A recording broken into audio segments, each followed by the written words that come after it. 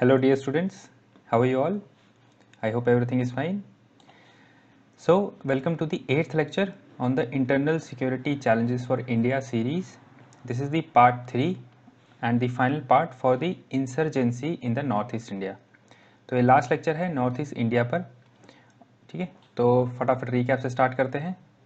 पहले हमने देखा role of neighbours last lecture में, फैक्टर्स क्या क्या हैं इंसर्जेंसी के होने के। वैसे तो हमने बड़े पैमाने पे और डिटेल में पहले भी पढ़ा है, लेकिन मैंने बस यहाँ पे एक समराइज़ कर दिया है ताकि आपको रेडीमेड नोट मिल जाए। फिर चैलेंजेस एंड कंसर्न्स क्या हैं उससे रिलेटेड, जैसे इस्लामिक टेरर है, माओइज्म का खतरा है, राइट। फिर उसके ऑर्गेनाइज क्राइम से क्या क्या लिंकेजेस हैं। फिर इसका इकोनॉमी पे क्या इम्पैक्ट है, इंफ्रास्ट्रक्चर पे क्या इम्पैक्ट है, एजुकेशन पे क्या इम्पैक्ट है, डेवलपमेंट ओवरऑल पे क्या क्या इम्पैक्ट है, सब डिस्कस किया है। सिक्योरिटी चैलेंजेस क्या हैं बॉर्डर्स में, ध्यान रखिएगा ये बॉर्डर से रिलेटेड था। 6 पॉइंट इसमें हमने डिस्कस किए हैं। फिर कौन सी ऑर्गेनाइजेशन की क्या डिमांड है। फिर हमने देखा एडमिनिस्ट्रेटिव अरेंजमेंट्स, इसके अंदर हमने कॉन्स्टिट्यूशनल एंगल देखा। फिर हमने देखा इनर लाइन परमिट भी क्या होता है, कॉन्स्टिट्यूशनल प्रोविजन देख लिए। फिर 6 शेड्यूल क्या था वो देख लिया। तो अभी ये पार्ट 3 जो लेक्चर है इसको स्टार्ट करते हैं, फटाफट कंटिन्यू करते हैं उसी टॉपिक को कि सरकार द्वारा क्या क्या स्टेप्स लिए गए हैं। तो पहली बात तो इशू क्या है, मैं आपको थोड़ा सा बैकग्राउंड फिर से एक बार दे देता हूँ क्विकली, कि बहुत सारे एथनिक ग्रुप्स हैं। क्योंकि गवर्नमेंट सॉल्यूशंस पढ़ने से पहले थोड़ा सा बैकग्राउंड समझ लेना ज़रूरी है, थोड़ा रिवीजन भी हो जाएगा। एथनिक ग्रुप्स बहुत ज़्यादा हैं और उसकी वजह से सिचुएशन बहुत पेचीदा हो जाती है, उलझ जाती है। तो जो केंद्रीय सरकार है वो लोगों से बात कर रही है और बोल रही है कि आप वायलेंस छोड़िए, हथियार छोड़िए। और पहली बात तो ये हो गई। दूसरी बात, सरकार क्या कर रही है, उनके साथ मिलके उनकी प्रॉब्लम सॉल्व करना चाहती है, लेकिन कॉन्स्टिट्यूशन ऑफ इंडिया के अंडर, ये ध्यान रखिएगा, कॉन्स्टिट्यूशन ऑफ इंडिया के अंडर। तो इसकी वजह से काफ़ी सारे जो ये आउटफिट्स हैं, right, ULFA and all that, ULFA वगैरह जो भी हैं, NSCN, IM और के, तो ऐसी ऐसी जो आउटफिट्स हैं, इन्होंने आके सरकार से बात करी और सस्पेंशन ऑफ ऑपरेशंस करके एक अग्रीमेंट साइन किया। और कुछ कुछ ऑर्गेनाइजेशन ने तो मेमोरेंडम ऑफ सेटलमेंट भी किया है और फिर उन्होंने वो ऑर्गेनाइजेशन बंद कर दी है, फिर डिसॉल्व कर दी है। तो ऐसा भी हुआ है। लेकिन सस्पेंशन ऑफ ऑपरेशंस में बंद नहीं होता है, काम चलता रहता है उनका, ऑर्गेनाइजेशन जिंदा रहती है। लेकिन बस ये है कि वो हथियार से वाले जो हमले होते हैं वो नहीं करते हैं। और फाइनली तीसरी कैटेगरी के लोग हैं जो सरकार से कुछ बात कर नहीं रहे हैं, तो उनसे फिर पता है कौन डील कर रहा है उनसे डील कर रही है आर्मी, उनसे डील कर रही है पुलिस, मतलब CAPF, central arm police force deal कर रही है, आर्मी डील कर रही है, स्टेट पुलिस डील कर रही है।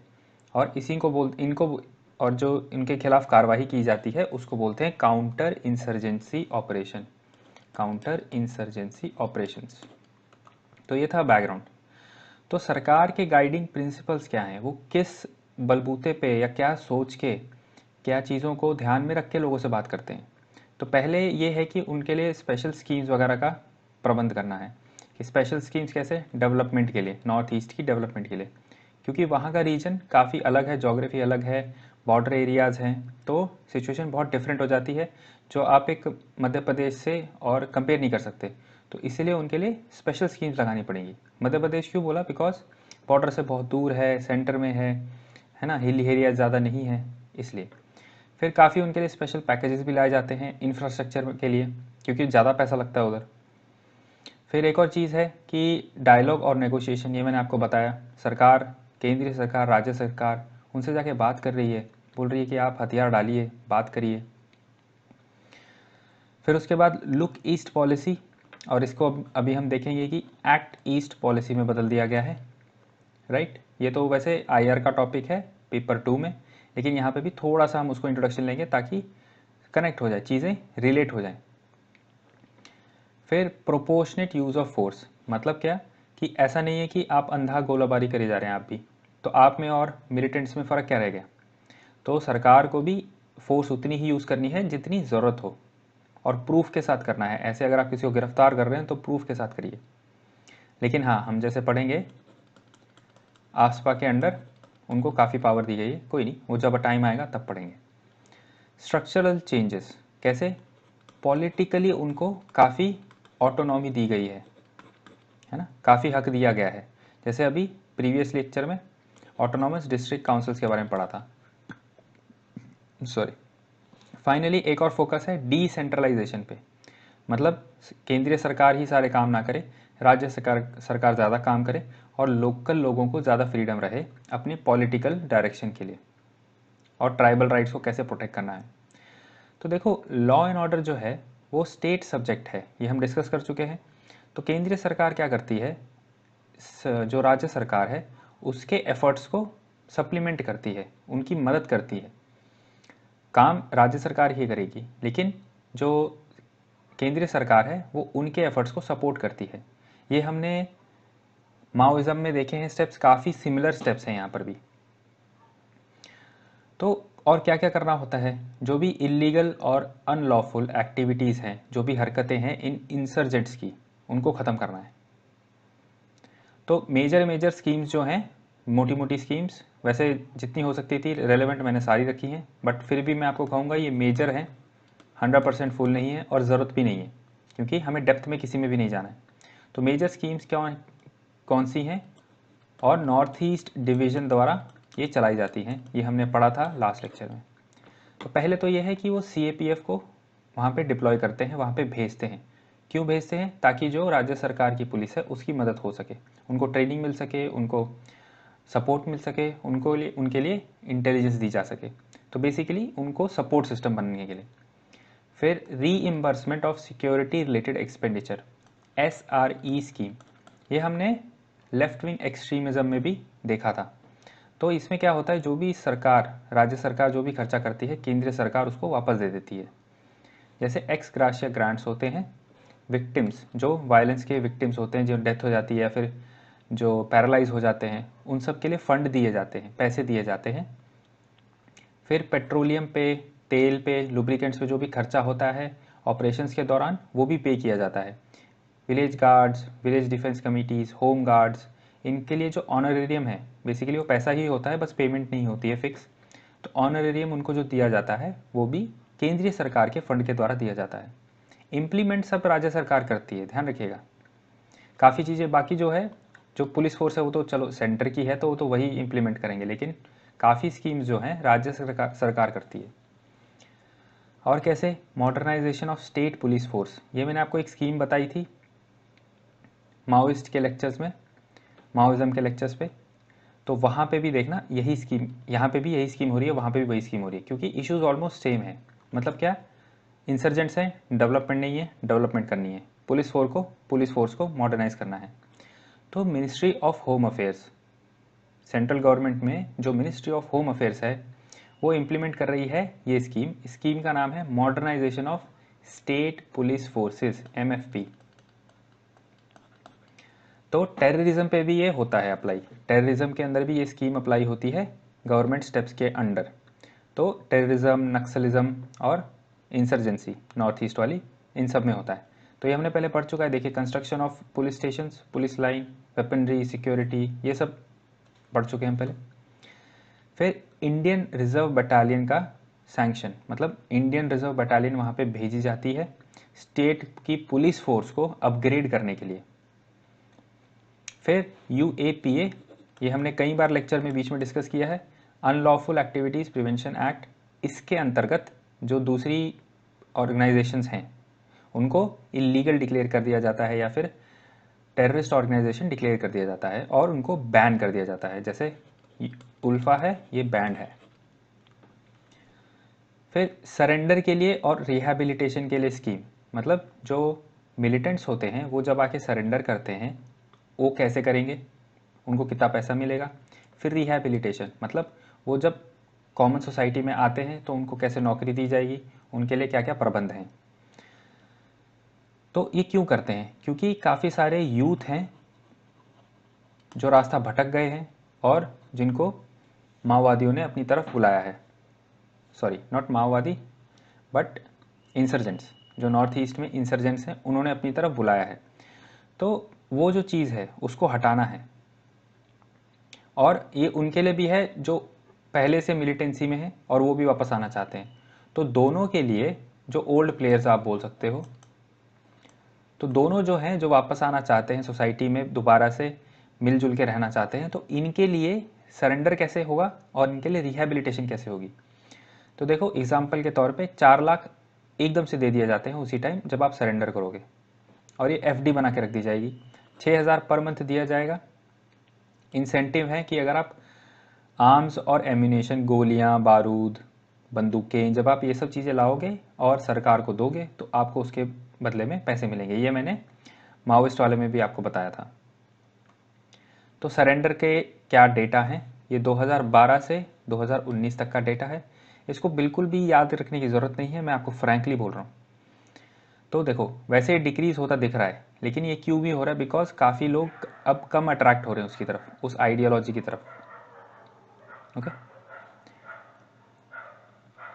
फिर सेंट्रल गवर्नमेंट और क्या क्या कर रही है, एडवर्टाइजमेंट और पब्लिसिटी कर रही है। देखो क्या होता है कि नॉर्थ ईस्ट में इश्यूज बहुत कॉम्प्लेक्स हैं, इतने सीधे साधे नहीं हैं। और ये कैसे होता है, मिलिटेंसी है वहाँ पे, दूसरे मतलब क्रॉस बॉर्डर के आर पार होता रहता है इन्फिल्ट्रेशन। फिर वो लोग एलियनेशन फील करते हैं क्योंकि बाहर से माइग्रेशन आ रही है और खासकर इलीगल आ रही है ना।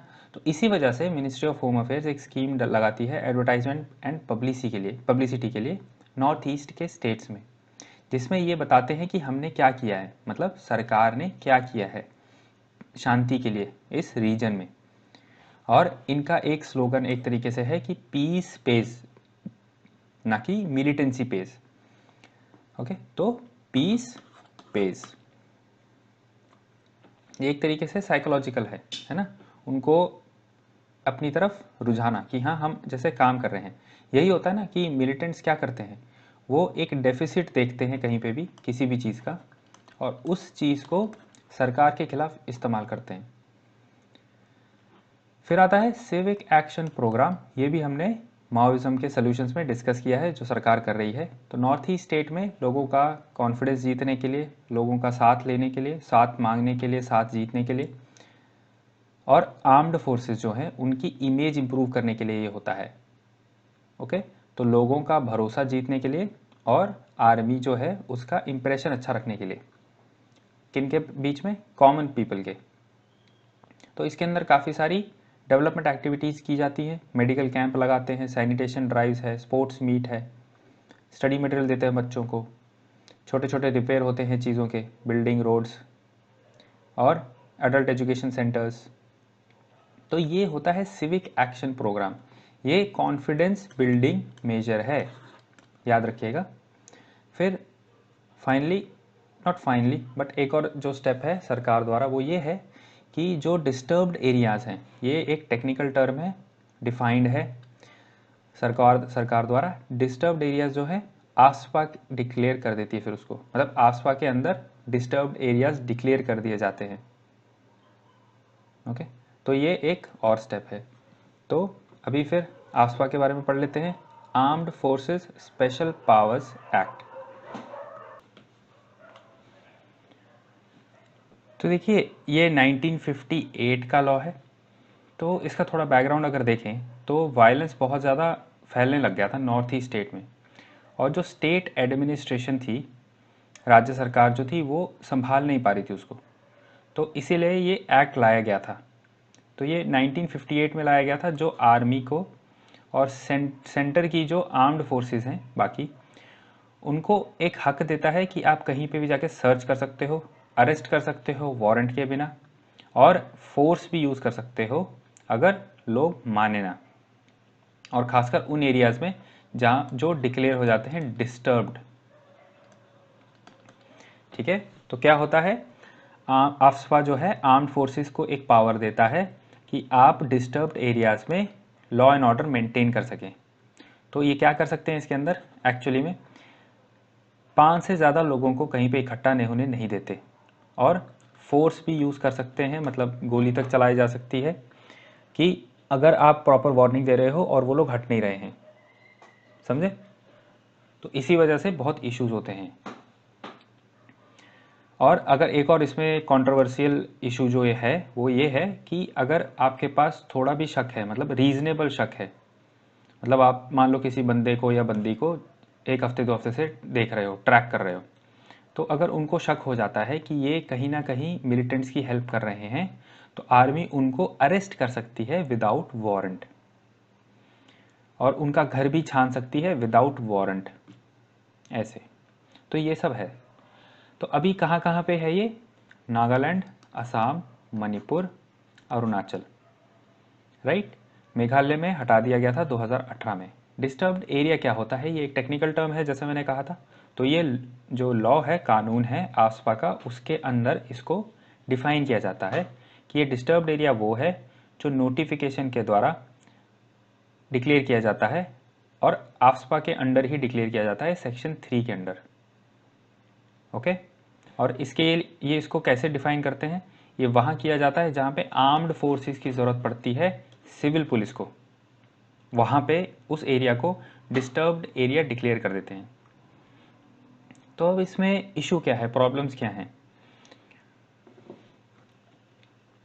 कुछ कुछ तो मैंने आपको हिंट दे दिए। तो देखो, इस एक्ट में जो सिक्योरिटी पर्सनल हैं, जो लोग हैं, जो सोल्जर्स हैं, उनको एब्सोल्यूट पावर है। एब्सोल्यूट मतलब उनके ऊपर कोई चेक्स एंड बैलेंसेस नहीं होते उस टाइम पे जब वो फील्ड में होते हैं। तो इसी से एट्रॉसिटीज़ होती हैं। अभी जैसे मैंने आपको यहाँ पे समझाया कि रीजनेबल, अगर उनके पास शक हो, शक मतलब प्रूफ भी नहीं चाहिए, शक, तो शक हो वो आपको अरेस्ट कर सकते हैं विदाउट वारंट, वो आपके घर पे घुस सकते हैं, सर्च कर सकते हैं विदाउट वारंट, और जो आर्म्स वगैरह हैं उस पर भी बैन लगा देते हैं। ओके। सो इतनी अगर आपको पावर है तो कुछ ना कुछ गड़बड़ हो ही जाती है, राइट। तो इसी से कुछ एट्रॉसिटीज़ होती हैं जो ह्यूमन राइट्स वायलेशन कहलाई जाती हैं, राइट। तो आफ्सपा जो है ये वायलेट करता है universal declaration of human rights को। ये मैं आपको कॉन्क्रीट पॉइंट्स दे रहा हूँ जो आप लिख सकते हैं, क्योंकि यूपीएससी में कभी भी आप कोई एनालिसिस लिखो तो उसके पीछे कहीं ना कहीं एक फैक्ट होना चाहिए, नहीं तो हवा में बातें करने से कुछ नहीं होता। आलू गोभी टाइप नहीं लिखना है, कॉन्क्रीट सब्जी बना के आनी है। तो पूरा मसाला सब कुछ होना चाहिए, फैक्ट होने चाहिए आपके पास, तभी आपकी सब्जी अच्छी लगेगी एग्जामिनर को।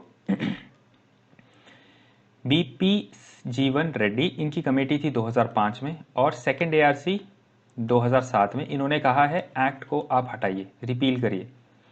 Justice Verma committee 2013, justice Hegde commission 2013, इन्होंने कहा कि अंदर ये आफ्सपा के अंडर जो ऑफेंसेस हुए हैं, जो अब्यूसेस हुए हैं पावर के और ह्यूमन राइट वायलेशन जो हुए हैं, उनको एड्रेस किया जाए, मतलब उनके खिलाफ कार्रवाई की जाए, पता करा जाए सही है या वो गलत है, आरोप सही है कि गलत है मतलब, और जो एकदम खुली छूट है फौज को वो रोकी जाए।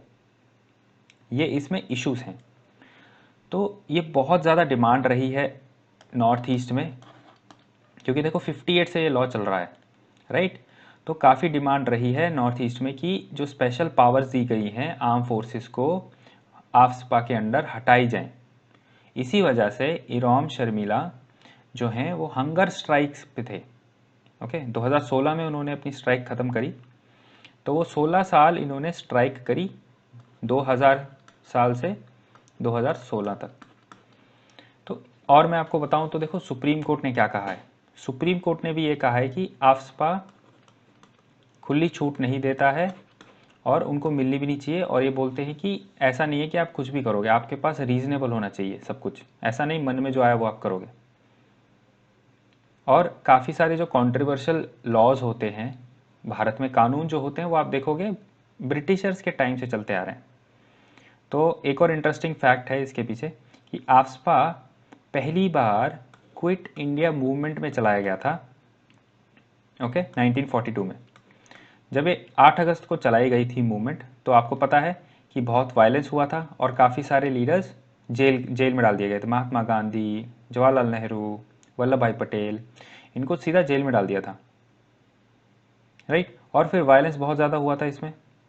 तो इसकी वजह से वाइसरॉय लिनलिथगाउ जो थे उन्होंने armed forces special power ordinance लगाई थी 1942 में इस वायलेंस को रोकने के लिए। तो अब इसको थोड़ा एनालाइज कर लेते हैं कि इस चीज़ की ज़रूरत क्या है, तभी इसका कंक्लूजन निकाल पाएंगे। तो आर्मी क्या कहती है कि आफ्सपा बहुत ज़रूरी है, क्योंकि जिस तरीके की इंसर्जेंसी हम हैंडल कर रहे हैं उसके अंदर हमें थोड़ी तो पावर चाहिए एक्स्ट्रा। उसके बाद सिक्योरिटी फोर्सेस ऐसे भी काम नहीं कर सकती, विदाउट आफ्सपा काम ही नहीं कर सकती, क्योंकि उनको फिर क्या होता है, आर्मी को अगर थोड़ी सी आप छूट नहीं दोगे तो वो हिचकेंगे कुछ काम करने से पहले। हर बार प्रूफ नहीं होता है, कई बार आपको शक भी होता है, और वो शक जायज़ भी होता है, क्योंकि उनको ट्रेन किया जाता है ना। वहाँ पे जो ऑपरेट कर रहे हैं आर्मी के जो लोग हैं, सोल्जर्स हैं जो ऑपरेट कर रहे हैं, वो विदाउट ट्रेनिंग तो जाते नहीं है ना।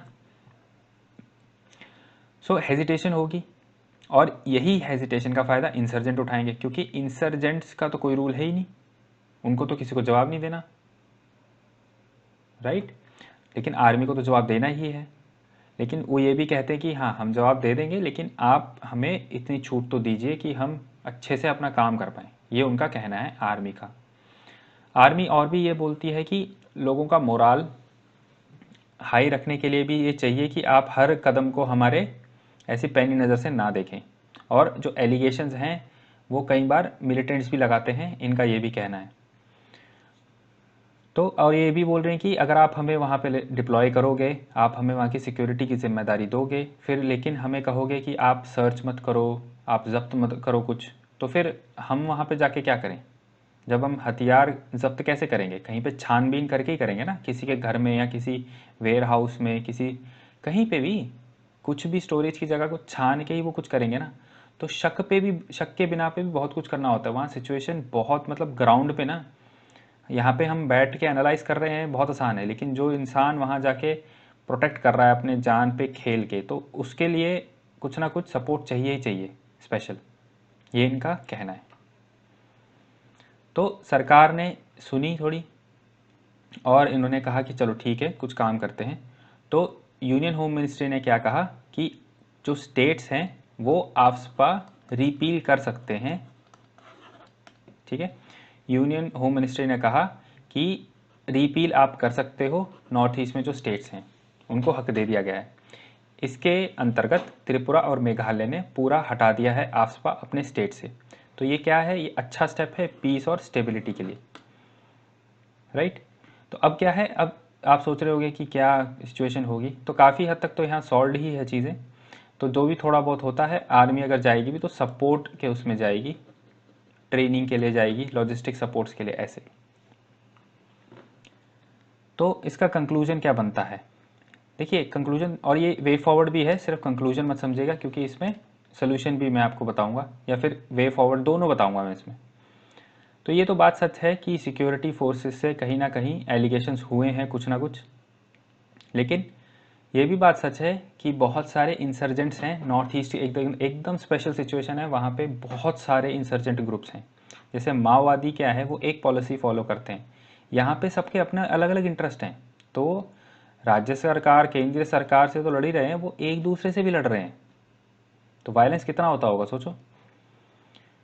तो कंटिन्यू रखना पड़ेगा आसपा को, लेकिन जो आर्म्ड फोर्सेस हैं उनको भी ध्यान से काम करना पड़ेगा और उनको अकाउंटेबल बनाना पड़ेगा। जो वो अगर प्रूव हो जाती हैं चीज़ें तो उनको अकाउंटेबल होल्ड करना पड़ेगा, ये सरकार की जिम्मेदारी है। फिर और क्या है, एक डायलॉग शुरुआत करनी पड़ेगी लोगों के साथ, जो स्टेक होल्डर्स हैं उनके साथ, रिमूवल ऑफ आसपा के लिए। आसपा के लिए रिमूवल अगर करना है तो लोगों से बात करके करना पड़ेगा कि देखो, क्योंकि क्या होता है, देखो ये आर्म्ड फोर्सेस जो है वहाँ सिक्योरिटी प्रोवाइड कर रही हैं, अगर वो ही चले जाएंगे तो मिलिटेंट्स की इस चीज़ का फ़ायदा नहीं उठाएंगे क्या? वहाँ वैक्यूम तो क्रिएट होगा ना। अभी डरते तो हैं कम से कम आसपा से। तो आर्मी, ओके, तो स्टेक होल्डर्स कौन से, एक तो लोग हो गए, आम आदमी हो गया, फिर वहाँ पे राज्य सरकार हो गई, केंद्र सरकार हो गई, आर्मी हो गई, सेंट्रल आर्म पुलिस फोर्स हो गई। अगर इन सब से बातचीत करके, क्योंकि देखो आर्मी हटेगी तो कौन जाएगा, पुलिस फोर्स ही जाएगी, सेंट्रल आर्म पुलिस फोर्स, तो उनको भी तो समझाना पड़ेगा ना, उनको भी बताना पड़ेगा देखो ऐसे वहाँ काम करो, ये करो वो करो, और तभी करो रिमूवल ऑफ आसपा तभी करो जब थोड़ी सी शांति हो उस रीजन में, जैसे मणिपुर में हुई थी। और इस एक्ट को थोड़ा और अमेंड करना चाहिए ताकि और कॉम्प्रिहेंसिव बने, थोड़े से और इसमें रूल्स डाले जाएं कि जो ह्यूमन राइट्स वायलेशन है वो कैसे इन्वेस्टिगेट किए जाएंगे, कैसी जांच पड़ताल होगी उसकी। क्योंकि अगर आप आर्मी को ही बोल दोगे आप ही जांच पड़ताल कर लो तो फिर ऐसे थोड़ी ना होता है। आप बच्चे को थोड़ी ना भेजते हो, अगर उसने गंद फैलाया तो माँ बाप जाके साफ़ करते हैं ना, बच्चा थोड़ी ना साफ़ करता है। तो इसके अंदर ये भी रूल्स होने चाहिए कि इन्वेस्टिगेशन कैसे होगी।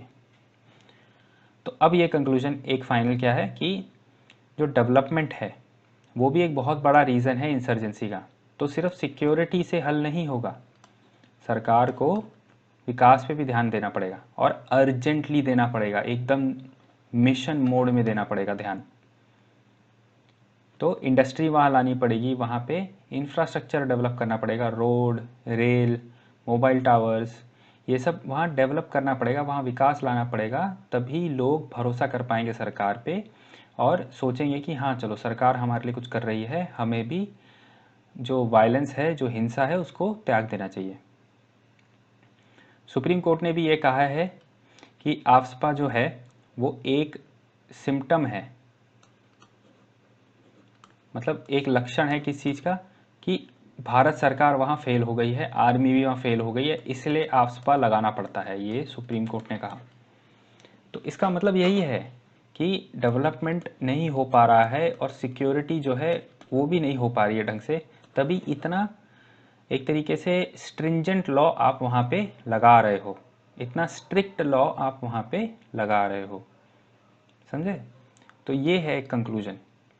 अगर आपको पेपर में लिखना है आप हमेशा एंड करो डेवलपमेंट से। जो भी आप एक्सट्रीमिज़म के बारे में देखो, टॉपिक का नाम क्या है, linkages of development with extremism.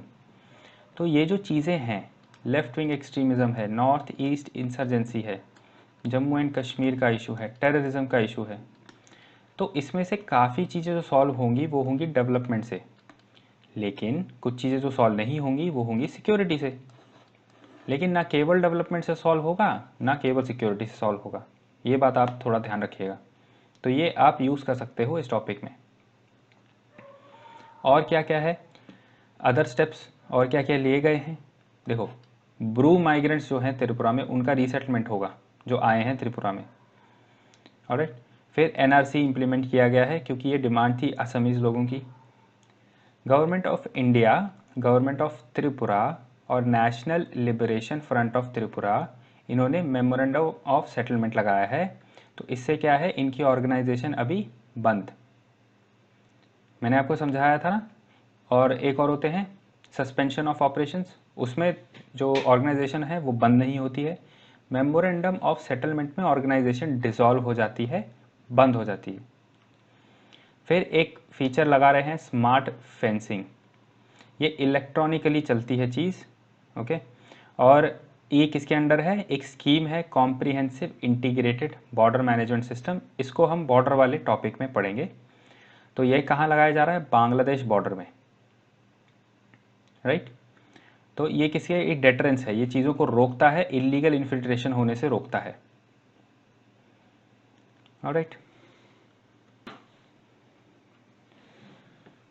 फिर और क्या इनिशिएटिव्स हैं, नेशनल इन्वेस्टिगेशन एजेंसी, इसको अमेंड किया गया है और इसके अंदर इसका जो एक्ट है 2019 में इसको अमेंड किया गया है, इसका जुरिस्डिक्शन बढ़ाया गया है, राइट। इन्वेस्टिगेशन का जुरिस्डिक्शन बढ़ाया गया है और ये भी बोला गया है कि आप नए ऑफेंसेस को भी इंक्लूड कर सकते हो, ठीक है। प्रोहिबिट बहुत सारे जो हैं वो ऐड कर दिए हैं, बेसिकली अपडेट किया है इसको, ओके। और एक और इसमें, हाँ फर्स्ट पॉइंट में एक चीज़ और है कि जो एक्टिविटीज़ हैं, इलीगल जो काम किए गए हैं, वो भारत के बाहर भी आप जाके इन्वेस्टिगेट कर सकते हो। लेकिन एक बात है उसमें कि वो इंडियन सिटीजन्स जो हैं, जो भारतीय नागरिक हो, उसकी प्रॉपर्टी हो तभी, या फिर भारतीय नागरिक एक विक्टिम हो तभी एनआईए जो नेशनल इन्वेस्टिगेशन एजेंसी है वो देश के बाहर जाके भी इन्वेस्टिगेट कर सकती है। तो ये किसका एक लक्षण है, ये एक भारत सरकार की ज़ीरो टॉलरेंस बिल्कुल भी सहन नहीं करेंगे, शून्य सहनशीलता। समझ में आ रहा है? तो ये उसके अंडर है। फिर लुक ईस्ट पॉलिसी से एक्ट ईस्ट पॉलिसी पे ट्रांजिशन हुआ है, चेंज हुआ है, बदलाव आया है इसमें। तो देखो इन भारत की जो एक्ट ईस्ट पॉलिसी है ये फोकस करती है प्रोजेक्ट्स के ऊपर, मतलब कनेक्टिंग प्रोजेक्ट्स, इंडिया म्यांमार उनको कनेक्ट करें। फिर साइंस एंड टेक्नोलॉजी में कोऑपरेशन करें, पीपल टू पीपल एक्सचेंज। देखो ये वैसे इंटरनेशनल रिलेशंस का है, तो फटाफट इसको करेंगे, इसको ज़्यादा समझने की ज़रूरत नहीं है, इंटरनेशनल रिलेशन में पढ़ाई है। तो इसमें क्या है कि देखो, हाँ मैं यही बता रहा था कि लोगों देश के साथ एक्सचेंज रहेगा साइंस एंड टेक्नोलॉजी में, प्रोजेक्ट्स रहेंगे जो रोड बाय रोड होंगे। फिर कल्चरल टाइज हैं, क्योंकि यहाँ कल्चर थोड़ा कॉमन है, रामायण साउथ ईस्ट एशिया में भी है, राइट। तो नॉर्थ ईस्ट क्या है, नॉर्थ ईस्ट सिर्फ एक गेटवे नहीं है साउथ ईस्ट एशिया पर, बट वो एक कॉरिडोर है। ये आप लिख सकते हो कि वो एक कॉरिडोर भी है भारत की ग्रोथ का, प्रोग्रेस का, प्रॉस्पेरिटी का। तो इसको अगर आप लिखना चाहो लिख लो प्लीज़। नॉर्थ ईस्ट एक सिर्फ गेटवे नहीं है साउथ ईस्ट एशिया का, North East is not just a gateway to South East Asia, but it is a corridor for growth, progress and prosperity of India. Alright, तो काफ़ी सारे projects हैं, ये आपने पढ़े होंगे, Kaladan multi modal project, India Myanmar Thailand trilateral highway. तो देखो नॉर्थ ईस्ट में खासकर जो मणिपुर है ये बहुत अच्छी जगह पे है, फिजिकली जहाँ पे है ये, तो वहाँ पे ये एक्ट ईस्ट जो है पॉलिसी उसका एक मेन पार्टनर बन सकता है। ऑलराइट, फिर आपको जैसे पता है कल्चरल में और भी क्या है, बुद्धिस्ट और हिंदू लिंक भी हैं। मैंने जैसे बताया था रामायण यहाँ पे भी है, बस किसी और रूप में है थोड़ा, राइट। चलो ये तो डिस्कस हो गया। तो स्ट्रैटेजिक इशू पे और सिक्योरिटी इश्यूज पे बायलेटरल और मल्टीलेटरल फॉर्मेट, ये अगेन इंटरनेशनल रिलेशंस का है, तो इसमें ज़्यादा डीप में नहीं जाएंगे। तो भारत का दूसरे लोगों के साथ सिक्योरिटी इश्यूज पे भी बहुत मेल मिलाप हो रहा है। तो देखो अब इतनी सारी चीज़ें तो कर ली, इतने सारे स्टेप्स तो ले लिए, हो क्या रहा है अब, आउटकम क्या आ रहा है, कुछ आ रहा है, क्या आ रहा है वो देखते हैं। तो देखिए इंसर्जेंसी के इंसिडेंट्स डिक्लाइन हो गए हैं 70% पिछले 5 साल में, मतलब अगर देखा जाएगा तो। कैजुअलिटी ऑफ सिक्योरिटी पर्सनल, मतलब जो सोल्जर्स हैं, जो पुलिस फोर्स है, उनकी जो डेथ है वो भी डिक्लाइन कर गई है 78% से। सिविलियन डेथ कम हो गई हैं 80%। 2019 में सबसे कम लोगों की डेथ हुई है खासकर इंसर्जेंसी के इंसिडेंट से 1969 से, सॉरी 97।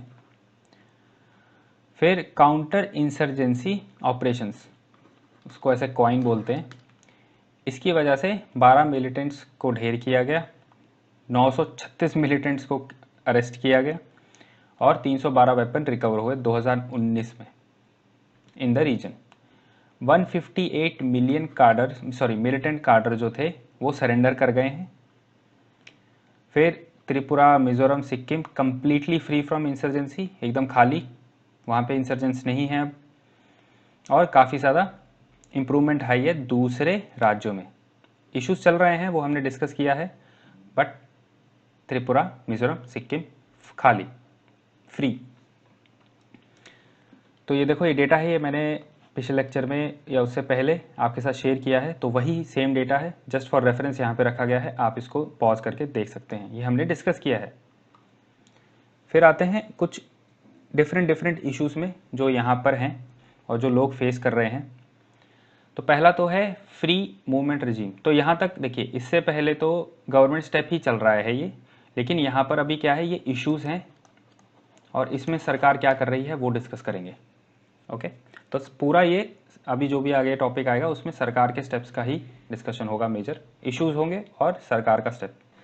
अभी तक कैसा था, इशू तो हमने डिस्कस कर लिया था, और ये जो स्टेप्स थे अभी तक हमने जो पढ़े हैं ये थे इंसर्जेंसी के खिलाफ। अभी लोकल इश्यूज कुछ हैं, डिस्कस करते हैं। और उसके लिए क्या सोल्यूशन निकाला गया। तो आई होप डिफरेंस समझ में आ रहा हो। तो देखो, भारत म्यांमार के साथ 1643 किलोमीटर का बॉर्डर शेयर करता है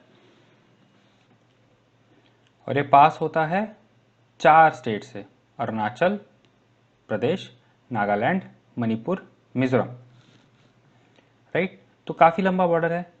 और म्यांमार जब सेपरेट स्टेट बना था 1935 में, और जब पूरे कॉन्टिनेंट की सब कॉन्टिनेंट जो है उसका डीकोलोनाइजेशन हुआ था 1947 में, तो काफ़ी सारी जो एथनिक कम्युनिटीज़ थी, जो एथनिक ग्रुप थे, वो बट गए थे। मतलब आधे भारत में आ गए, आधे म्यांमार में आ गए। तो इनमें से खासकर जो नागाज हैं, राइट, जो नागाज हैं, इनको ये बाउंड्री थोड़ी पसंद नहीं आई, राइट, क्योंकि उनका रीजन बट गया, है ना। तो वो क्या हुआ, अब वो पहले मेजॉरिटी थे, अब जब रीजन बट गया तो इनकी पॉपुलेशन बट गई। अब ये भारत में भी माइनॉरिटी हो गए, म्यांमार में भी माइनॉरिटी हो गए, ये इनको प्रॉब्लम हो गई। तो इसको सुलझाने के लिए, ये बहुत बड़ा इशू है, तो इसको सुलझाने के लिए सरकार ने और म्यांमार जो सरकार है उन्होंने कहा ठीक है, हम एक फ्री मूवमेंट रिजीम चलाएंगे जिसमें नागाज जो हैं हमारे देश में, मतलब म्यांमार बोला कि हमारे देश में 16 किलोमीटर आ सकते हैं, और भारत ने बोला ठीक है, तो वहाँ पे आपके जो यहाँ पे नागाज हैं वो भी हमारे यहाँ पे 16 किलोमीटर आ सकते हैं। तो दोनों देशों ने ऐसा अग्री किया कि एक दूसरे के जो नागाज कम्युनिटीज़ हैं वो 16 किलोमीटर दोनों देश में अंदर आ सकते हैं विदाउट एनी वीज़ा। ये है फ्री मूवमेंट रिजीम, ठीक है। फिर से बता देता हूँ, नागाज दोनों साइड बट गए थे, और ऐसे और भी लोग हैं, मैं नागाज का एग्जांपल ले रहा हूँ क्योंकि ये सबसे ज़्यादा नंबर में है। तो जब ये बट गए तो दोनों जगह माइनॉरिटी हो गए। तो अब भारत के बॉर्डर के, भारत म्यांमार बॉर्डर के 16 किलोमीटर दोनों साइड दोनों कम्युनिटीज़ आ जा सकती हैं विदाउट वीज़ा, जो यहाँ पे रहती हैं। ओके, ये है। तो ये देखो, ये बॉर्डर है इंडिया म्यांमार का। ओके, तो पूरा ये है 1643 किलोमीटर। तो यहाँ से देखो, मान लो ऐसे ही, मतलब मैं तुक्के से कर रहा हूँ, ये मान लो 16 किलोमीटर होगा, और फिर इधर भी मुझे लग रहा है मैं ज़्यादा ही कर रहा हूँ तो ये जो रीजन है यहाँ पे जो भी रहते हैं वो एक तरीके से इनके लिए पूरा एक रीजन हो गया है, कंटिन्यूस रीजन हो गया है, उसमें कोई भी बीच में इनके लिए बॉर्डर नहीं है, ये आ जा सकते हैं। और ये स्पेशल गेट्स बने हैं, उनको फ्रेंडशिप रोड बोला जाता है, तो उसके थ्रू ही जाते हैं, ऐसा नहीं कि कुछ भी चल रहा है। लेकिन नुकसान भी है इसका। अब जब ये इतनी फ्री चीज़ चल रही है, क्रॉस बॉर्डर हो रहा है, बॉर्डर क्रॉस हो रहा है, तो भैया क्रिमिनल मिलिटेंट सब यूज़ कर रहे हैं इसको, वेपन्स लेके आ रहे हैं, जो कॉन्ट्राबैंड होता है, मतलब नकली होता है, वो लेके आ रहे हैं।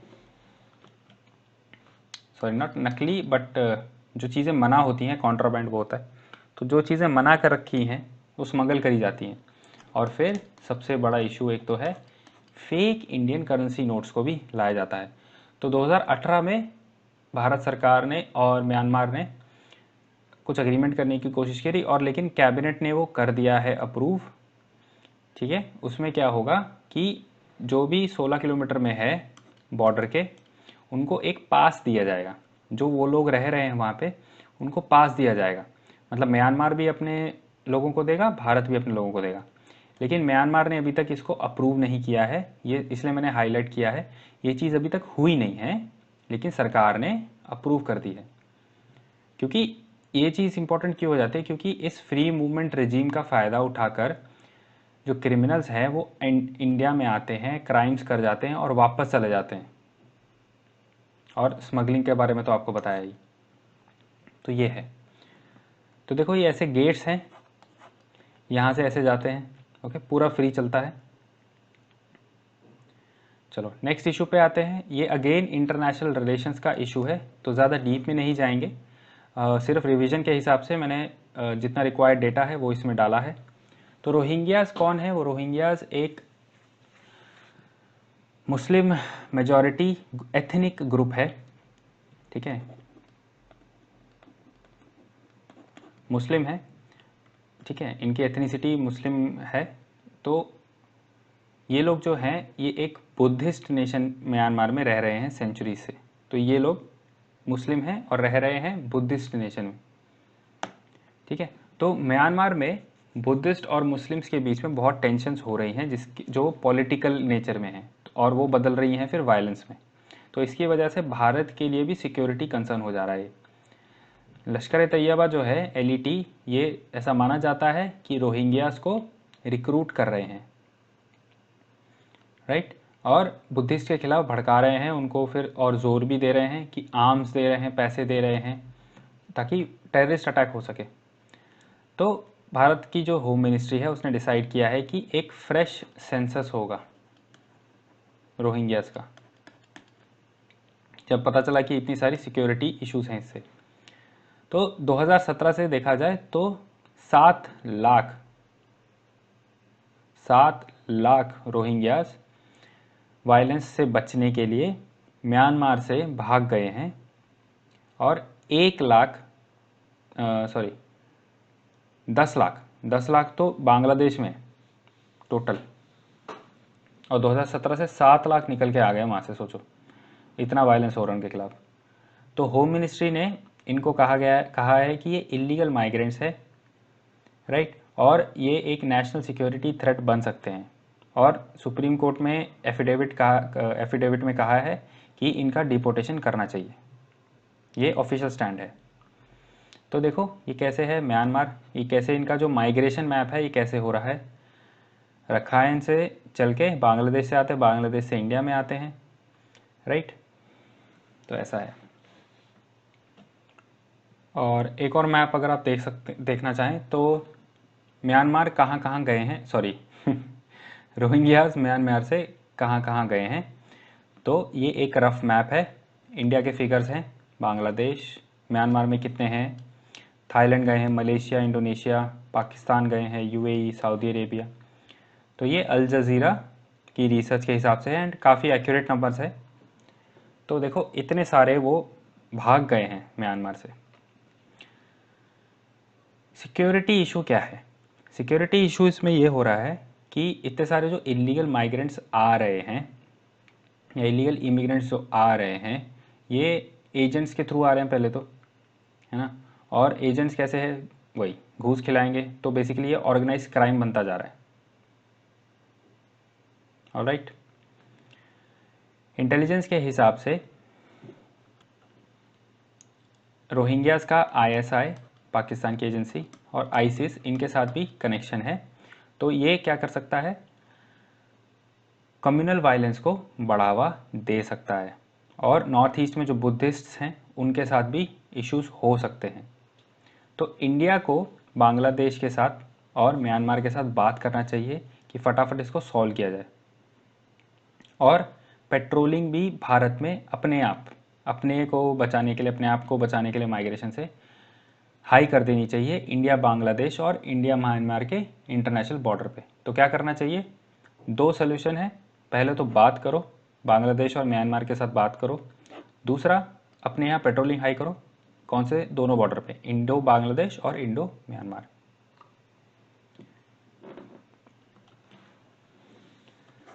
अब आते हैं वे फॉरवर्ड पे। ये वे फॉरवर्ड जो है ये ओवरऑल हमारे टॉपिक का है, नॉर्थ ईस्ट इंसर्जेंसी पे उसका है, ना कि रोहिंग्याज इश्यूज का।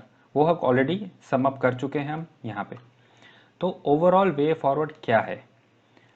तो पहले तो डिसेंट्रलाइज करो, मतलब हर चीज़ दिल्ली से डिसाइड मत करो। हर चीज़ इवन स्टेट कैपिटल, जो राज्य का कैपिटल है, उससे भी मत डिसाइड करो।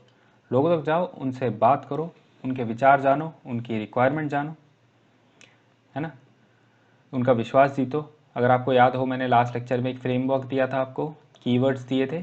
तो लोगों का विश्वास जीतो, क्योंकि लोगों की, हाँ, उसमें कैसे करना है, लोगों का पॉलिटिकल जो उनकी इच्छाएं हैं उनको पूरा करना है। और वो कैसे करना है, 6 शेड्यूल अच्छे से किया जाए, उनको ऑटोनॉमी दी जाए।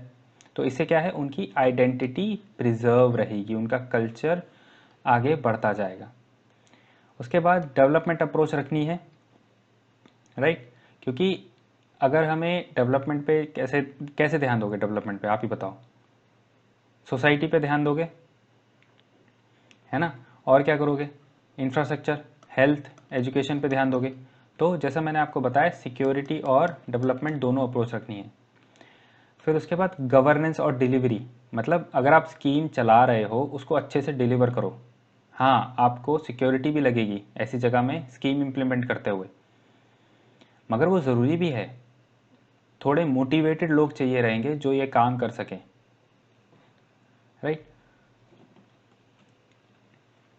और एक और चीज़ है कि ये जो रीजन है, ये मैं थोड़ा अलग से एक पॉइंट बता रहा हूँ। ये जो रीजन है यहाँ पे सबसे बड़ा इशू है आइडेंटिटी का और डेवलपमेंट का।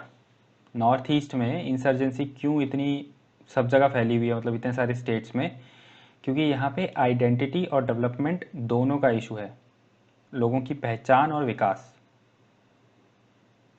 ऑलराइट। तो कुछ कुछ चीज़ें जो हैं काफ़ी, मतलब ओवरऑल सबके लिए कॉमन रहेंगी, कुछ कुछ अलग रहेंगी। जैसे नागास के लिए थोड़ा अलग सोल्यूशन रहेगा, आसाम के लिए अलग सोल्यूशन रहेगा, बट ओवरऑल जो वे फॉरवर्ड अभी देख रहे हैं जो हम, वो सेम ही रहेगी सबके लिए। फिर एक और कंडीशन ऐसे सरकार डालती है कि आप वायलेंस बंद करो तभी काम करेंगे। मैं किसी की साइड नहीं ले रहा हूँ, ये एक जस्ट फैक्ट है कि लॉजिकली अगर आप सोचो, वायलेंस अगर वो लोग बंद कर दे तो बात करने की ज़रूरत क्या रहेगी। फिर वो बाद में सोचते हैं, बोलते हैं कि अभी आप ख़त्म कर दो, फिर वो भी जो मिलिटेंट होते हैं वो ये सोचते हैं कि हम अगर ख़त्म कर दें अभी तो फिर सरकार सो ठंडी पड़ जाएगी। ऐसा होता है, हो भी चुका है, उनका एक्सपीरियंस है। तो अगेन प्लीज़ रिमेंबर, मैं कुछ सही गलत नहीं बोल रहा हूँ, ये जो फैक्ट्स हैं वही मेरा काम है आपके आगे प्रेजेंट करना। तो ये जो है ये एक थोड़ा लॉजिक सही नहीं बैठता कि आप पहले वायलेंस ख़त्म करें फिर ही बात करेंगे। तो डायलॉग कैसा होना चाहिए, डायलॉग एक पूरा ऑन गोइंग प्रोसेस होना चाहिए, कभी बंद नहीं होना चाहिए, ताकि सबको पता लगे कि डायलॉग आप हमला करोगे तो भी होगा, नहीं करोगे तो भी होगा, ताकि वो कहाँ पे बैलेंस आए, ना होने पे, हमला ना होने पे। फिर जो नेबरहुड पे हमारी कंट्रीज़ हैं उनके साथ तालमेल रख के काम किया जाए, और हमला वगैरह तभी किया जाए जब ज़रूरत हो। सेकेंड एआरसी बोलता है कि पूरा ये जो लॉ एंड ऑर्डर जो भी है इंसर्जेंसी का, लेकिन इसमें जब आप लॉ एंड ऑर्डर से भी डील कर रहे हो तो भी आपको लोकल पुलिस की ज़्यादा मदद लेनी चाहिए। लेकिन ऐसा हमने अभी तक नहीं देखा है, क्योंकि केंद्रीय सरकार ने आर्म्ड फोर्सेस जो हैं उनको ज़्यादा भेजा है। ओके, तो अभी क्या करना चाहिए, उनका जो काम है डेली यूज़ में नहीं होना चाहिए, सिर्फ बड़े बड़े ऑपरेशंस के लिए होना चाहिए, या फिर सिर्फ ऑपरेशंस के लिए। जो पेट्रोलिंग होती है, जो रोज़मर्रा के केसेस होते हैं, वो लोकल पुलिस को ट्रेनिंग दी जाए हैंडल करने के लिए। तो इससे पता क्या होगा, देखो आर्मी क्या है, मैं आपको अगर ये ओपिनियन है अगेन, देखो आर्मी क्या है, वो ज़्यादातर सेंट्रल इंडिया से आती है, या फिर दूसरे जो अदर पार्ट्स हैं इंडिया के, वहाँ से आर्मी में लोग होते हैं। बहुत कम ऐसे होते हैं जो नॉर्थ ईस्ट इंडिया में ही पोस्टेड हों। मतलब ये मैं आपको लॉजिस्टिकली चीज़ बता रहा हूँ। लेकिन जो पुलिस होती है, स्टेट पुलिस है, वो तो वहीं की होगी ना, वो तो लोग लोकल ही होंगे। तो इससे क्या होगा, एलियनेशन कम होगा। आर्मी का भी सिंबल ऐसा समझा जाता है कि ये बाहर की आर्मी है। मैंने आपको जैसे बताया था ना कि जो पूरा हटा हुआ ये अपने आप को मानते हैं नॉर्थ ईस्ट में, सिलीगुड़ी कॉरिडोर के आगे, तो वो सोचते हैं जो भी आ रहा है नॉर्थ से, साउथ से, वेस्ट इंडिया से, वो अलग ही कल्चर का है, अलग ही इंसान है, हमारा है ही नहीं। तो अगर लोगों के भरोसा जीतना है, लोगों का भरोसा जीतना है, तो लोकल पुलिस पे जोर देना पड़ेगा। और क्या कर सकते हैं लोकल पुलिस के साथ, उनको सपोर्ट तो दीजिए, फिर जो इंटेलिजेंस है उसके साथ भी काम करिए। 2015 में कुछ तो अटैक हुआ था एक बहुत भयंकर, तो वो इंटेलिजेंस की वजह से काम खराब हो गया था, इसलिए अटैक हो गया था। तो स्टेट पुलिस और सेंट्रल फोर्सेस को एक साथ काम करना चाहिए, तभी होगा। ये 2015 का जो अटैक था वो आर्मी पे हो गया था, क्योंकि स्टेट पुलिस जो थी उन्होंने इंटेलिजेंस शेयर नहीं करी थी। तो ऐसा नहीं चलेगा काम। फिर और क्या, देखो जो इंसर्जेंसी एक स्टेट में होती है उससे दूसरे स्टेट्स पे भी इफेक्ट पड़ता है। तो हमें एक स्टेट पे ध्यान नहीं रखना है, पूरे रीजन को ध्यान में रख के काम करना है। हाँ, एक स्टेट के लिए अलग सोल्यूशंस रहेगा, मगर ये भी हमें इसके प्रति जागरूक करना है कि उसका अगर इंसर्जेंसी हो रही है, अगर वहाँ पे इंसर्जेंसी काम नहीं कर रही है तो वो दूसरे स्टेट पे भी असर डालेगी। फिर सिविलियन और मिलिट्री रिलेशंस पे ध्यान देना है, क्योंकि इसी की वजह से जो मिज़ोरम की जो इंसर्जेंसी थी वो ख़त्म हुई, क्योंकि लोगों का भरोसा जीता गया कि मिलिट्री आप ही के लिए है, आप ही की सुरक्षा के लिए। और क्या क्या कर सकते हैं, नॉर्थ ईस्ट का जो विज़न है, वैसे ये जो वे अहेड है ये मैं आपको बहुत 3 चीज़ें एक साथ बता रहा हूँ। एक तो वे फॉरवर्ड है, वैसे 2 ही चीज़ें हैं। वे फॉरवर्ड हो गया मतलब सॉल्यूशंस, कुछ लोग इसको एक ही चीज़ मानते हैं, कुछ लोग अलग मानते हैं। तो वे फॉरवर्ड और सॉल्यूशंस हो गया, और कंक्लूजन भी इसी में आपको मिल जाएगा। तो ये सब एक साथ डिस्कस हो रहा है, राइट। तो स्पीडी इम्प्लीमेंटेशन करी जाए किस चीज़ की, नॉर्थ ईस्ट विजन जो है 2020 का उसकी, और जो काफ़ी सारे प्रोजेक्ट्स हैं उनको कंप्लीट किया जाए, क्योंकि जैसे मैंने आपको बताया है डेवलपमेंट, विकास, इंफ्रास्ट्रक्चर का विकास बहुत ज़रूरी है। माओइस्ट, मेरे मुझे माओइस्ट ही क्यों निकल रहा है, पार्डन मी फॉर दैट। तो जो मिलिटेंट्स हैं उनको रोकने के लिए द नीड फॉर सब स्टेट डिप्लोमेसी। अब इसमें क्या होता है, देखो जब इंटरनेशनल रिलेशंस में बात होती है तो, या फॉरेन पॉलिसी में जब बात होती है तो भारत और दूसरा देश बात करता है ना। लेकिन बॉर्डर एरियाज में जो हैं उनका दूसरे कंट्रीज़ के साथ बहुत ज़्यादा कल्चरल बॉन्ड है, राइट। जैसे अभी हमने डिस्कस किया था म्यांमार के साथ, नागाज बट गए थे। तो क्या करना है, जो राज्य हैं बॉर्डर पे, जो राज्य हैं या नॉर्थ ईस्ट में जो भी राज्य हैं उनको भी फॉरेन पॉलिसी में भाग देना है कि आप भी आइए, पार्टिसिपेट करिए, ठीक है। फिर एक पैन इंडिया फ्रेटर्निटी, मतलब पूरे भारत को एक साथ, सब एक साथ हैं, ब्रदरहुड है, ऑल ओवर इंडिया एक ब्रदरहुड है, ये प्रमोट करना है। ये क्या है, ये एक साइकोलॉजिकल टैक्टिक है। तो उससे क्या है, एक इमोशनल जो एक बंधन है नहीं ना नॉर्थ ईस्ट का और दूसरे भारत का, दूसरे एरियाज भारत के, इनका जो संबंध नहीं है, इमोशनल कनेक्शन नहीं है, वो आएगा। फिर रिकग्निशन कि जो सिक्योरिटी है और जो टेरिटरी है भारत की, इसकी जो अखंडता है वो कैसे मेंटेन होगी, वो सिर्फ स्टेट्स के साथ मिलके नहीं, बल्कि उसको मतलब सिर्फ स्टेट्स जो हैं नॉर्थ ईस्ट में और भारत के साथ मिलके नहीं, भारत का और स्टेट्स का जो नॉर्थ ईस्ट में है उनको इंटीग्रेट किया जाए, उनको मिलाया जाए आसियान के साथ, ईस्ट एशिया के साथ। ये सब ऑर्गेनाइजेशंस हैं बिम्स्टेक। तो यहाँ पे भी उनको एक रिप्रेजेंटेशन दी जाए ताकि उनको नए नए एवेन्यूज़ मिले, नए नए रास्ते मिले ग्रोथ के लिए, ऑलराइट। तो और भारत में भी जो मीडिया है और जो इंटरनेशनल मीडिया है काफ़ी कम ध्यान देता है इस चीज़ पे, तो ये भी सही होना चाहिए। Final part, conclusion. कंक्लूजन क्या है, जैसे हम डिस्कस कर चुके हैं, सिर्फ डेवलपमेंट इशू है नहीं, सिर्फ सिक्योरिटी इशू है नहीं, मिला के इशू है ये टोटल। तो ये जो प्रॉब्लम है सिर्फ एडमिनिस्ट्रेटिव से काम नहीं चलेगा, सिर्फ पॉलिटिकल से काम नहीं चलेगा, सिर्फ इकोनॉमिक सोल्यूशन से काम नहीं चलेगा, तीनों को मिला के आपको काम करना पड़ेगा, ठीक है। और इतना जब सोल्यूशन आपको लगाने होते हैं, इतना जब अलग अलग बंदूकें चलानी होती हैं, मतलब सोल्यूशंस की बंदूकें, तो मेटाफोरिकली मैं बोल रहा हूँ। तो जब तीन जगह से आप काम करना चाहते हो, 3 रास्तों से काम करना चाहते हो, तो उसके लिए आपको लगेगी पेशेंस और आपको लगेगी अंडरस्टैंडिंग। किस चीज़ की अंडरस्टैंडिंग, कि जो एथनिक ग्रुप्स हैं अलग अलग, उनका जो कल्चर है और वो जो सोसाइटी में कैसे जीते हैं उसको समझ के काम करना होगा, क्योंकि वन साइज फिट ऑल ये जो अप्रोच है ये तो यहाँ बिल्कुल नहीं चलने वाली। यहाँ तो मतलब पहले तो हम सोचते थे कि रीजन वाइज करेंगे, स्टेट वाइज करेंगे, मतलब अगर आप इंडिया का अगर ओवरऑल देखो तो सॉल्यूशंस कई बार हम ऐसे आंसर्स में लिखते हैं ना वे फॉरवर्ड में, तो वो आंसर्स में यही लिखा जाता है जो स्टूडेंट्स लिखते हैं, तो कई बार जब मैं कॉपी चेक करता हूँ तो यही होता है उसमें। तो बहुत सारे ये गलतियाँ करते हैं, सोल्यूशन में वन साइज़ फिट ऑल कर देते हैं, तो आप ऐसा कहीं पे भी मत करिए। कोई भी सोल्यूशन भारत में वन साइज़ फिट ऑल होता ही नहीं है। मतलब अगर आप एक राज्य के लिए कुछ कर रहे हो तो दूसरे राज्य के लिए नहीं होगा, अगर आप एक रीजन के लिए कुछ कर रहे हो तो दूसरे रीजन के लिए नहीं होगा। लेकिन यहाँ नॉर्थ ईस्ट में क्या इशू है, पहली बात तो नॉर्थ ईस्ट रीजन के लिए ही एक सोल्यूशन नहीं बना सकते। स्टेट का जब मान लो आपने स्कीम बना दी कोई सारे रीजन के लिए, लेकिन जब आप स्टेट का काम करोगे ना अलग अलग स्टेट में, तब आपको चीज़ें चेंज करनी पड़ेंगी, ऐसा है। तो यहाँ इन चीज़ों को बहुत ध्यान में रखना है।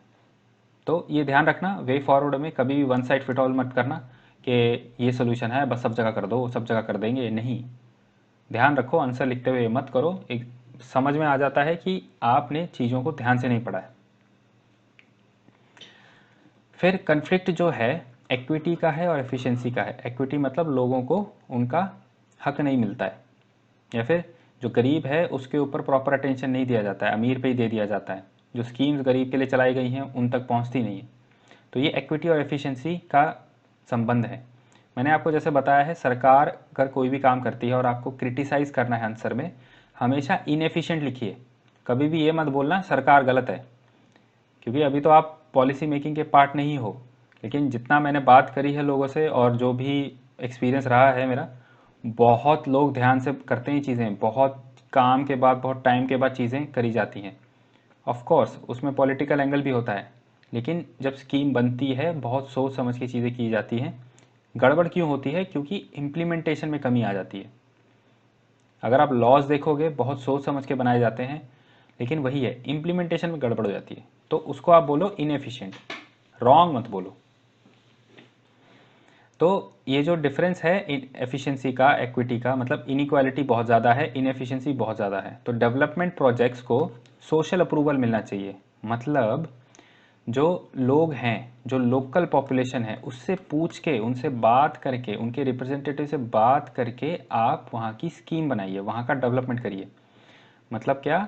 जैसे पंचायती राज में होता है ग्रास रूट लेवल पे, ग्राम सभा में बातें होती हैं सारी, वैसे ही यहाँ पे भी ग्रास रूट लेवल पे बात करके प्रोजेक्ट करिए, उनसे पूछ के करिए, क्योंकि इतनी डाइवर्सिटी है पॉपुलेशन में, बहुत ज़्यादा है, बहुत सारी ट्राइब्स हैं, हर किसी की अपनी ज़रूरतें, कोई मेजॉरिटी है, कोई माइनॉरिटी में, कोई पहाड़ पे है, कोई प्लेन पे।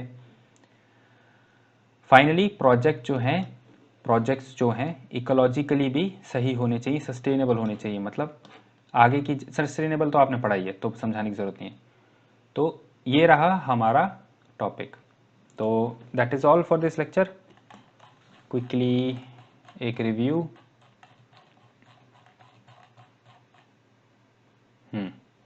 तो पहले हमने देखा स्टेप्स क्या लिए गए हैं सरकार द्वारा, उनकी स्ट्रैटेजी क्या है, ओवरऑल प्रिंसिपल्स क्या हैं, उनकी फ़िलॉसफी क्या है, क्या फॉलो करते हैं।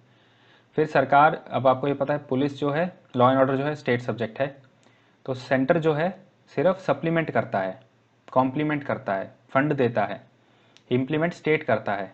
और काफ़ी जो उसकी स्ट्रैटेजीज है हमने सब देखी। काफ़ी चीज़ें तो सेम है माओवादियों के सोल्यूशंस के साथ, इसलिए शायद मेरे मुंह से बार बार माओवादी माओवादी निकल रहा है।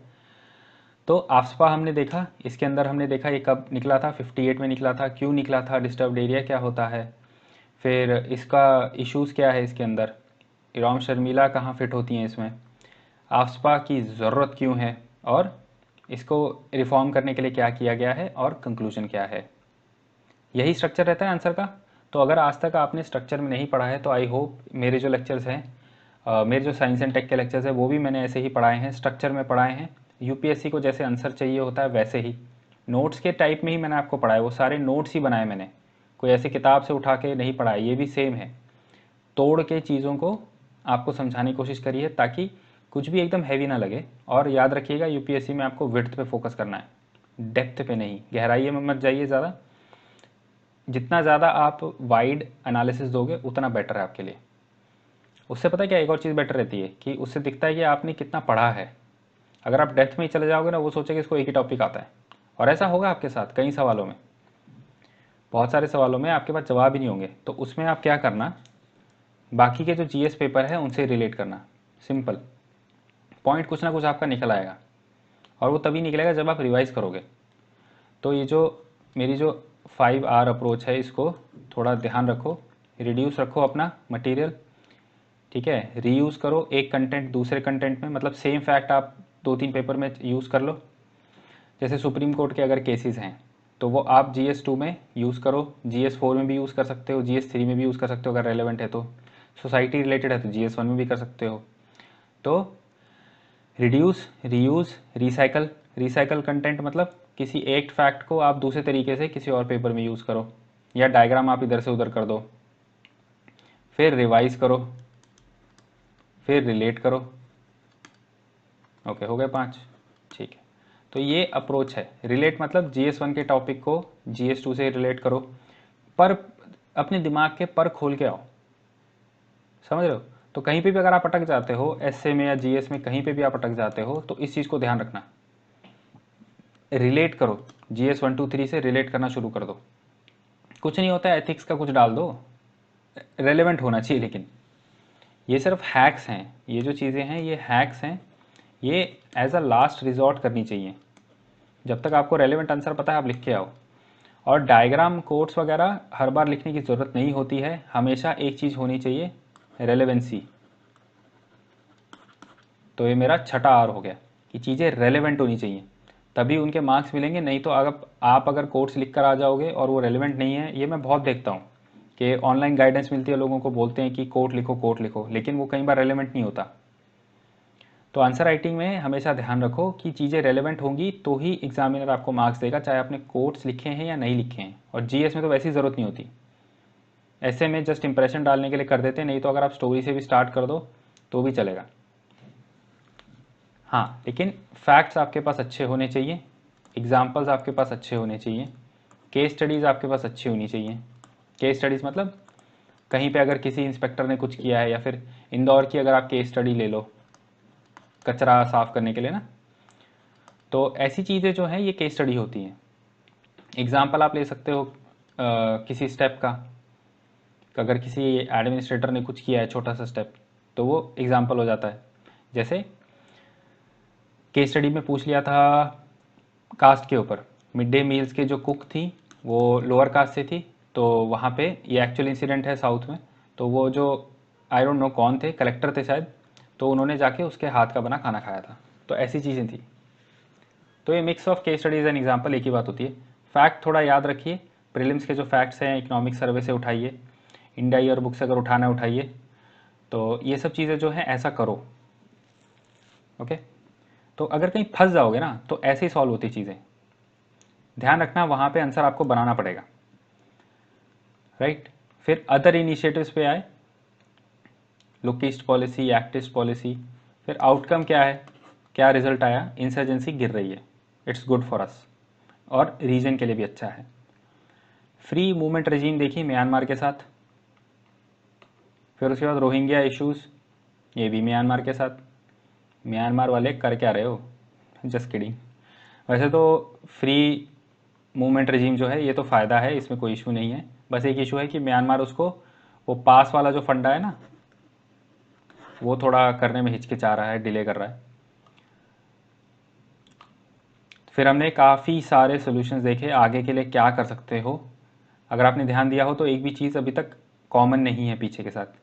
ऑब्वियसली कुछ चीज़ें जो है मैंने समराइज़ करी हैं, लेकिन काफ़ी चीज़ें नहीं हैं, न्यू हैं, राइट। क्योंकि ये इंटरनेशनल रिलेशन से भी थोड़ा आंसर इसमें मुझे डालना पड़ा, क्योंकि वहाँ अवॉइड नहीं कर सकते उन चीज़ों को। ये है तो सिक्योरिटी का रिलेशन, लेकिन ये इंटरलिंक्ड है इंटरनल सिक्योरिटी, इंटरनेशनल रिलेशन से ज़्यादा काफ़ी। कंक्लूजन देख लिया हमने, जो भी आगे के सोल्यूशन हैं उनकी क्या अप्रोच होनी चाहिए। चलो, thank you everybody, this is this last lecture for this topic. यहाँ पे टॉपिक ख़त्म होता है, नेक्स्ट टॉपिक से नेक्स्ट लेक्चर में मिलेंगे। चलो, bye everybody, take care. I hope समझ में आया हो, it was helpful for you. चलो, thank you for listening, bye bye.